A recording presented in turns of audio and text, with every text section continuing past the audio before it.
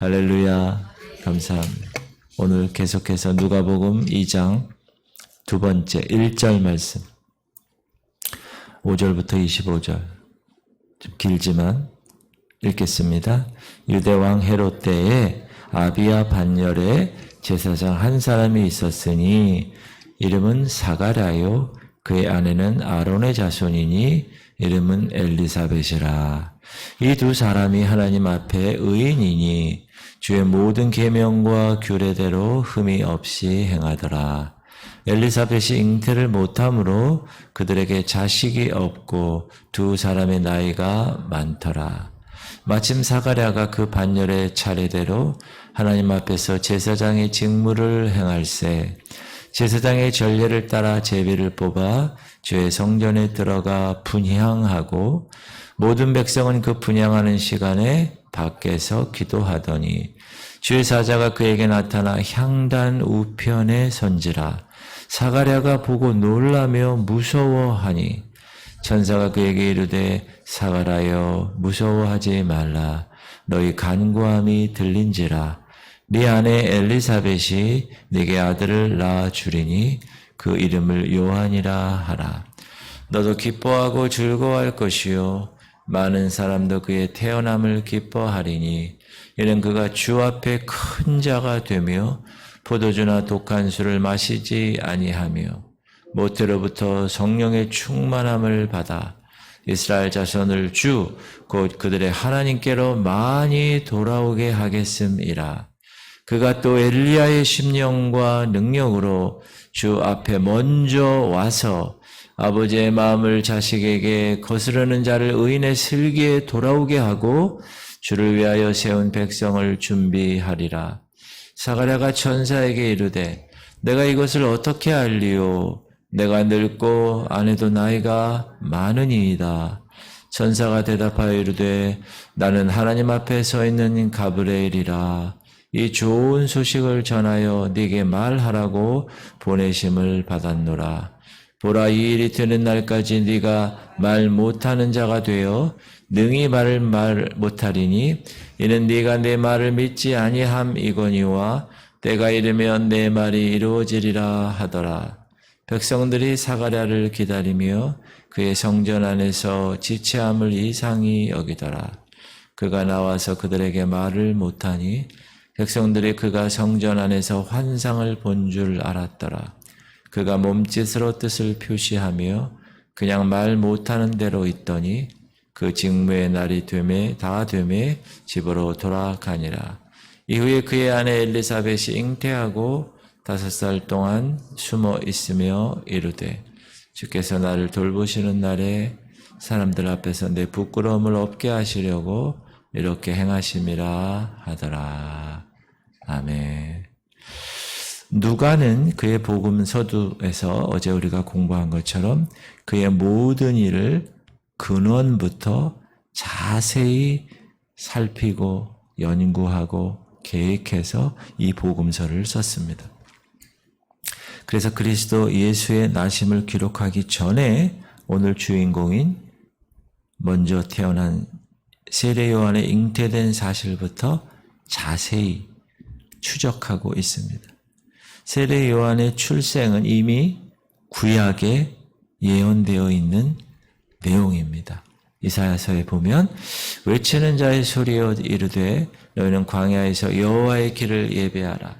사막에서 우리 하나님의 대로를 평탄하게 하라.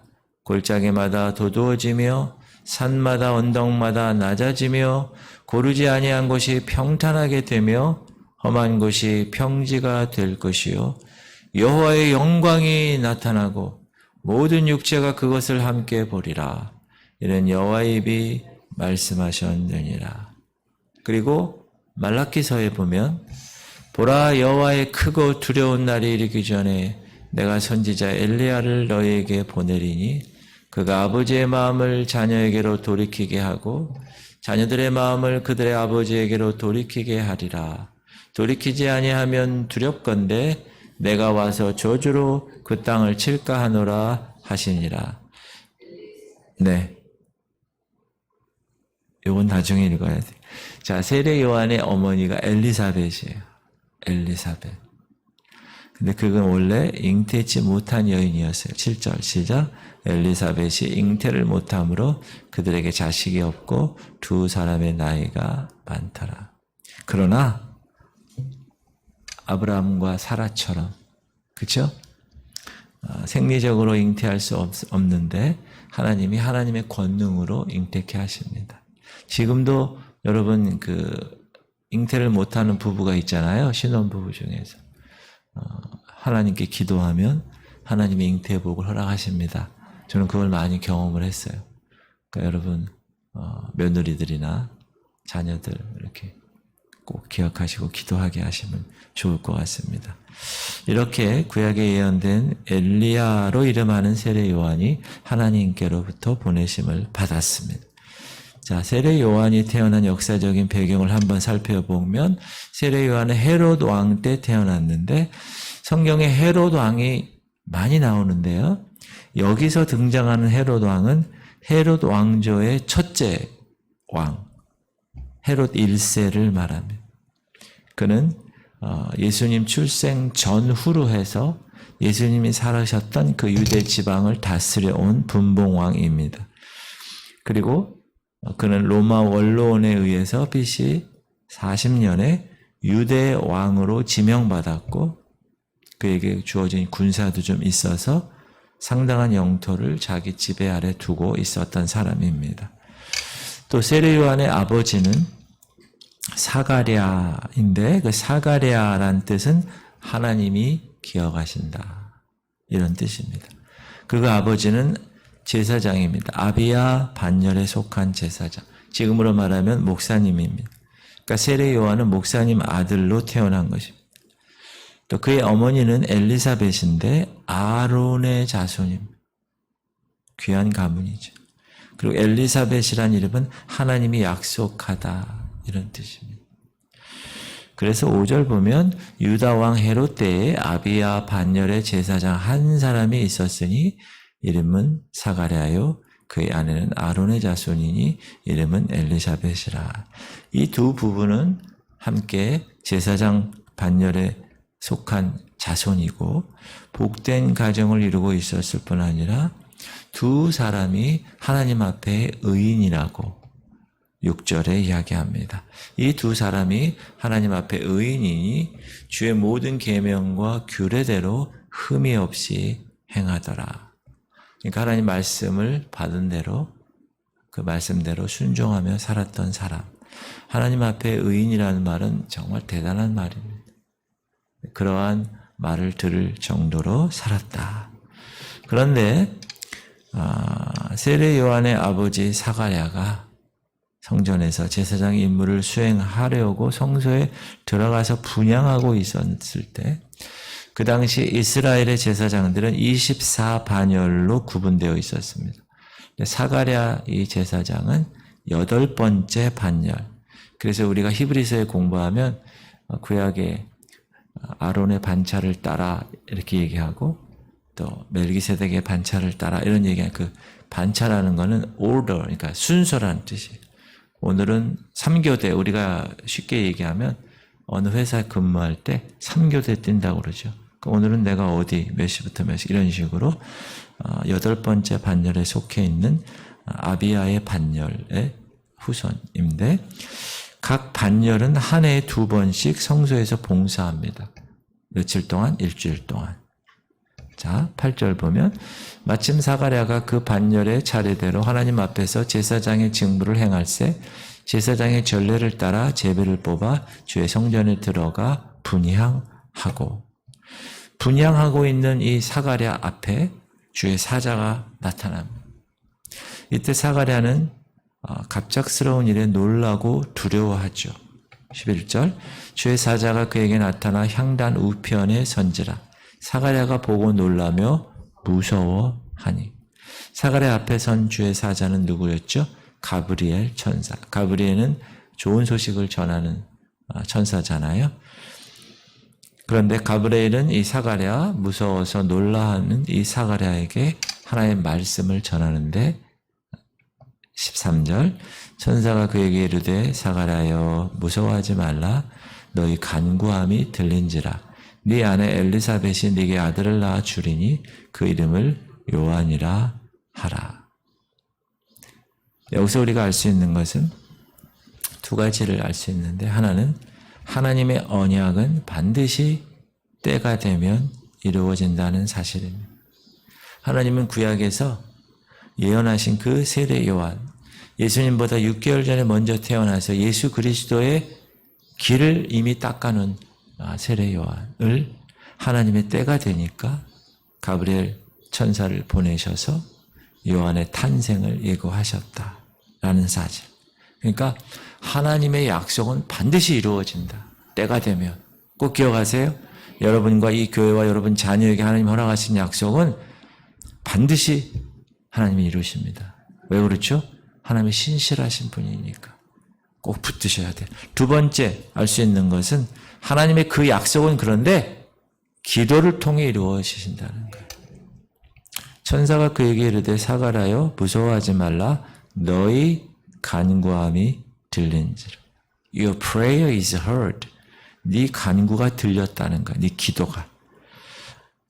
이 대목을 보면 사가랴는 아들을 낳기 위해서 오랫동안 뭐 했다고요? 기도해온 것을 알 수 있습니다. 하나님께서는 그 기도를 들으시고 하나님의 때가 되었을 때 가장 적합할 때 세례 요한을 잉태케 허락하셨다. 사랑하는 성도님들 기억하십시오. 하나님의 예언, 그 약속의 성취는 어느 누군가의 기도를 통해서 이루어집니다. 그래서 나라와 민족을 위해서 기도하는 거예요. 이스라엘을 위해서 기도하는 거고. 왜? 그 기도를 통해서 이루시기 때문에. 그런 교회는 참 축복된 교회라고 생각해요, 저는. 놀라운 교회라고 생각합니다. 말세를 준비하는 교회, 얼마나 귀한 교회인지 몰라요. 왜? 그 기도를 통하여서 이루시기 때문에. 하나님은 이스라엘 회복을 70년으로 약속했지만 그건 하나님의 계획이에요. 약속이에요. 그러나 그것을 위해서 예레미야 선지자는 눈물로 회개하며 나라와 민족을 위해서 간구하는 것을 우리가 압니다. 하나님께서는 우리 자녀들을 잘 돌보시고 살피시고 인도하십니다. 그럼에도 불구하고 우리는 그렇게 해 주시도록 어떻게 해야 됩니까? 기도해야 돼. 항상 기도해야 돼. 하나님의 예정과 섭리와 그 이끄심은 반드시 그와 같이 이루기를 원하는 우리의 간구도 함께 포함되어 있다는 사실을 꼭 기억하십시오. 그래야 그 일이 이루어지는 것입니다. 너무나 귀한 말씀, 여러분 이거 꼭 마음에 두세요. 주 여호와께서 이와 같이 말씀하셨느니라. 그래도 이스라엘 족속이 이같이 자기들에게 이루어 주기를 내게 구하여야 할지라. 하나님이 다 알아서 해주실 것도 있지만 그래도 이스라엘 족속이 이같이 자기들에게 이루어 주기를 내게 구하여야 할지라. 꼭 구하여. 그래서 새벽에 이렇게 우리가 일어나서 새벽을 깨우면서 구하는 거예요. Seek, 구하라. 주실 것이요. 할렐루야. 구하세요. 마음껏 구하세요. 하나님이 약속하신 것은 구하는 자에게 주시는 겁니다. 찾는 자가 찾고 두드리는 자가 열리는 거예요. 할렐루야. 그리고 천사 가브리엘은 사가랴에게 세례 요한에 대한 하나님의 섭리를 알려주시죠. 첫 번째가 뭐냐? 세례 요한은 하나님 앞에 큰 자가 될 것이라. 와, 여러분 하나님 앞에 큰 자가 되십시오. 사람 앞에 큰 자가 되지 마십시오. 목사 앞에 큰 자가 되지 마십시오. 반드시 하나님 앞에 큰 자가 되십시오. 사람 앞에 큰 자가 되면 안 됩니다. 하나님 원치 않으세요. 사람 앞에 줄 서지 마세요. 세례 요한은 주의 길을 예비하는 자가 될 것이기 때문에 천사가 이렇게 얘기한 거예요. 시작. 이는 왜냐하면 그가 주 앞에 큰 자가 되며. 이사야서 아까 읽은 거, 외치는 자의 소리여 이르되 너희는 광야에서 여호와의 길을 예비하라. 사막에서 우리 하나님의 대로를 평탄하게 crooked, 구부러진 것을 straight, 펴시는 그런 작업을 하는 것이에요. 두 번째는 세례 요한은 모태로부터 성령 충만함을 받을 것이라는 거. 요즘 MZ세대들에게 모태솔로 하는데 세례 요한은 모태부터 태어나면서부터 성령 충만함을 받은 거예요. 야, 이건 정말 축복 중에 축복. 임신해 있을 때부터 성령 충만했다는 거예요. 요한은 그의 전생애를 통해서 술을 입에 대지 않을 것이라고 이야기합니다. 구별되었다는 거예요. 성령으로 충만함을 받을 것이라는 거예요. 포도주나 독한 술을 마시지 아니하며 모태로부터 성령의 충만함을 받아 거룩하게 구별되었다는 거예요. 이건 엄청난 축복입니다. 거룩을 위해서 애쓰고 거룩을 위해서 최선을 다하는 우리에게 있어서는 이건 너무나 귀한 일이죠. 세 번째, 세례 요한은 엘리야의 심령과 능력으로 주님 앞에 가서 아비의 마음을 자식에게, 거스르는 자를 의인의 슬기에게 돌아오게 할 것이라고 얘기합니다. 읽어볼게요. 다시. 그가 또 엘리야의 심령과 능력으로 주 앞에 먼저 와서 아버지의 마음을 자식에게, 거스르는 자를 의인의 슬기에 돌아오게 하고 주를 위하여 세운 백성을 준비한. 여러분, 옛날에 이시조선 때 왕이 행차를 딱 하면 왕이 행차하기 바로 전에 왕이 나오십니다 하고 먼저 앞에서 왕의 행차를 이야기하고 고지하는 사람이 있어요. 세례 요한이 그랬다는 거예요. 예수님이 오실 건데 그걸 미리 길을 닦아놓는 거예요. 닦아놓는 거예요. 엘리야의 심령으로라는 말은 엘리야란 말이 아니라 엘리야의 마음을 가진 상징적인 인물이 될 것이다. 그래서 신약의 엘리야라고 다 얘기하죠. 약대 터럭과 석청을 먹으면서 광야에서 살았어요. 그런데 아버지의 마음을 자식에게 돌아오게 한다. 이 말은 올바로 이해하려면 우리가 아까 읽은 말라기서 그가 아버지의 마음을 자녀에게로 돌이키게 하고 자녀들의 마음을 그들의 아버지에게로 돌이키게 하리라. 돌이키지 아니하면 두렵건대 내가 와서 저주로 그 땅을 칠까 하노라 하니라. 이 말씀에 아버지란 하나님 가리키고 자녀란 그의 백성을 말하는 거죠. 세례 요한은 사람들을 회개시키는 세례를 통해서 하나님의 무한하신 그 자비하심과 긍휼하심을 그 자녀에게 내리게 하고 준비케 한다는 거예요. 그리고 그 결과 그의 백성들이 회개하고 아버지 하나님께 나와 예수 그리스도 진정한 길이요 진리요 생명 되신 그분을 영접함으로 그들의 마음이 하나님 앞에 돌아오게 하는 일을 한다는 거예요. 광야에서 세상에 속하지 않은. 제가 얘기했죠. 광야라는 것은 미드바르라는 말인데 그 미드바르라는 말은 다바르라는 하나님의 말씀과 같은 말이에요. 그러니까 광야라는 말과 하나님 말씀이 같은 말. 무슨 말이냐? 광야는 어떤 곳입니까? 조용한 곳이. 도시는 시끄러운. 광야는 그러니까 하나님의 음성이 광야 이 도시에서는 잘 들릴 수가 없어. 왜? 시끄러우니까. 너무나 도시는 시끄러워요. 근데 광야는 조용해요. 그래서 하나님의 음성을 듣기에 적절한 곳이 광야예요. 광야가 살기 쉬워요, 어려워요? 어렵죠. 사막에서 한번 살아보세요. 그러나 거기에 하나님의 말씀이 있다. 다시 말해서 여러분이 광야의 길을 걷고 계십니까? 재정에 관한 광야, 자식의 힘든 광야, 여러분 사업에 대한 광야, 이런 광야의 길을 걸을 때 하나님의 음성이 들리는 거예요. 개척해서 너무 힘들 때 하나님의 음성이 들리는 거예요.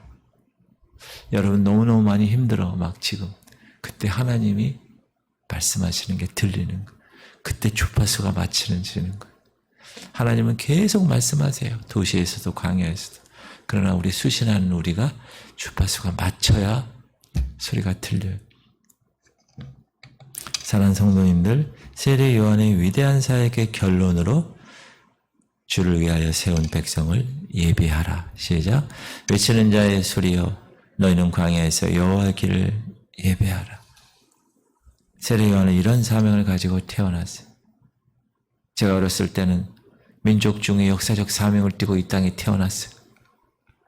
1968년 12월 5일 대통령 박정희 그거 국민교육 헌장 외우느라고 얼마나 참 우리는 민족중의 역사적 사명을 두고 이 땅에 태어났다.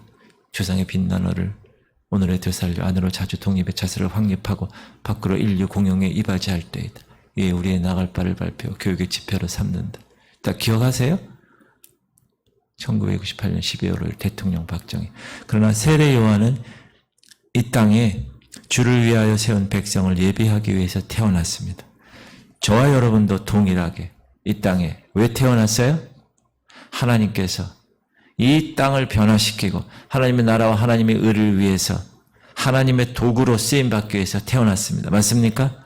꼭 그 사명 선언문을 항상 생각해야 돼요. 교회의 사명 선언문도 마찬가지고.